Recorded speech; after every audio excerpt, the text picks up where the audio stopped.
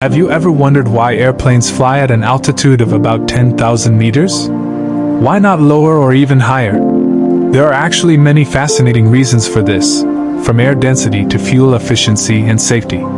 In this video, you'll learn why this so-called cruising altitude is so important, how it was determined, and how it ensures that planes fly efficiently and safely. First, let's talk about air resistance. The higher a plane flies, the thinner the air becomes. At 10,000 meters, the air pressure is only about a quarter of what it is at ground level. Why does this matter? Because thinner air means less resistance for the airplane. When there's less resistance, the engines don't have to work as hard to push the plane forward, which results in much lower fuel consumption. This is critical for airlines because fuel is one of their biggest costs. To put this into perspective, if an airplane were to fly at a much lower altitude, say 3,000 or 4,000 meters, it would burn significantly more fuel for the same distance. And at the other extreme, if planes tried to fly much higher, let's say 15,000 meters, the air would be so thin that the engines wouldn't perform efficiently. Modern jet engines need oxygen to burn fuel, and at higher altitudes, there simply isn't enough of it. This is why the sweet spot for airplanes is between 10,000 and 12,000 meters. It's the perfect balance. The air is thin enough to reduce resistance, but still dense enough to provide enough oxygen for the engines to work properly. Another reason airplanes fly so high is to avoid bad weather. At this altitude, planes are usually above most weather systems, like rain, snow, or even thunderstorms. That's why you'll rarely experience heavy turbulence during a flight. In fact, those small bumps you sometimes feel are usually caused by air pockets called clear air turbulence, which are much less dangerous than turbulence caused by weather systems. But it's not just about comfort. Flying above weather systems also increases safety.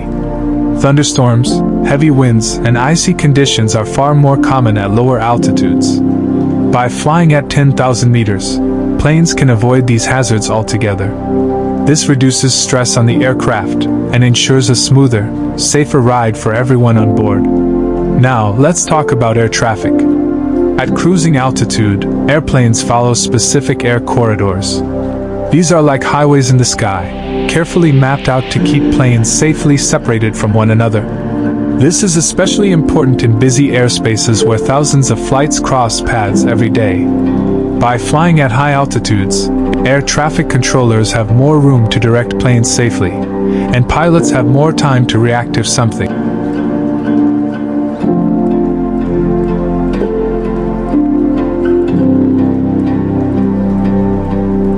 unexpected happens. So, what happens if a plane has to fly lower? This can happen for a number of reasons. For example, due to bad weather at higher altitudes or mechanical issues. But flying lower comes with its own challenges. The air is denser, so the engines have to work harder, burning more fuel.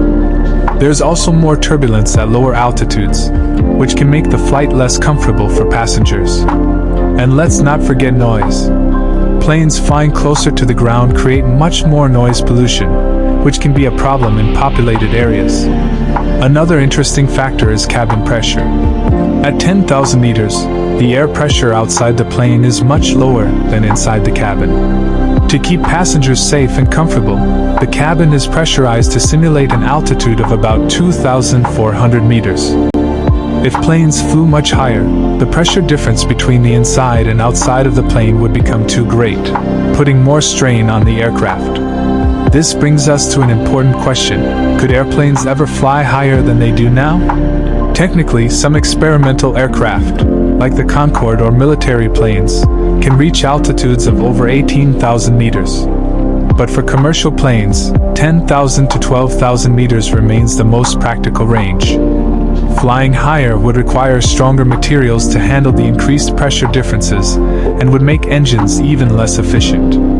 In other words, it's just not worth it. But what about lower altitudes? Wouldn't it be easier to design planes that fly lower?